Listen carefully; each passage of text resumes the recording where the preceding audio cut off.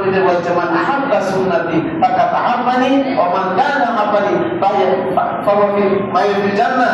যে আমার সুন্নতকে ভালোবাসবে সে আমাকে ভালোবাসবে, আর যে আমাকে ভালোবাসবে সে আমার সাথে জান্নাতে একসাথে থাকবে।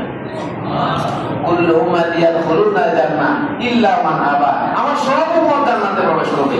সুবহানাল্লাহ বলে নবীজি বলেন কুল্লু উম্মতি, সব উম্মত জান্নাতে প্রবেশ করবে, আমার উম্মত যারা সবাই জান্নাতে যাবে ইল্লা মান আবা, শুধু সে ব্যক্তি যে আমাকে অস্বীকার করছে, অর্থাৎ আমি নবীকে সে নবী হিসেবে গ্রহণ করে নাই, অর্থাৎ তার জীবন চলার আদর্শ হিসাবে আমাকে সে গ্রহণ করে নাই, অন্যকে গ্রহণ করেছে, সে ব্যতীত আমার সব উম্মত জান্নাতে প্রবেশ করবে।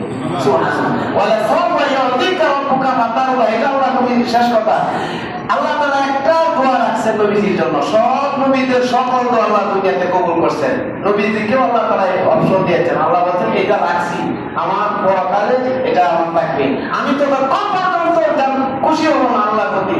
আল্লাহ যা বলেছে ওয়ালা সাওফা ইউতিকা রাব্বুকা ফাতারদা, হে নবী আপনাকে চিনে একটা জিনিস দিব যেটা পাওয়ার পরে আপনি খুশি হয়ে যাবেন।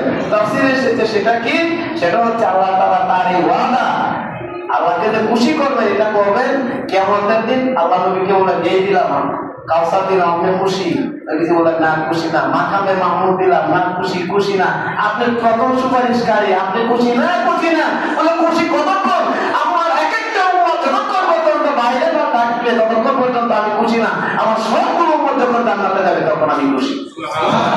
আল্লাহ সুবহানাহু সাওফা ইউতিকা রাব্বুকা জান, এটা অচিরে আপনাকে দেওয়া হবে, আপনাকে খুশি করে দেওয়া হবে।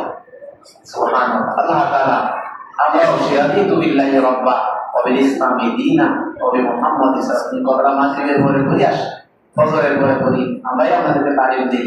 আল্লাহ তাআলাকে আল্লাহকে রব হিসেবে পেয়ে, রাসূলকেও নবী হিসেবে পেয়ে, ইসলামের মতো একটা ধর্ম হিসেবে পেয়ে আমরা খুশি, আল্লাহ আমাদের খুশি। এই ধর্ম আর এই আদর্শ আর আল্লাহকে রব হিসেবে মেনে চলার তৌফিক আমাদের সবাইকে দান করুন। আমিন।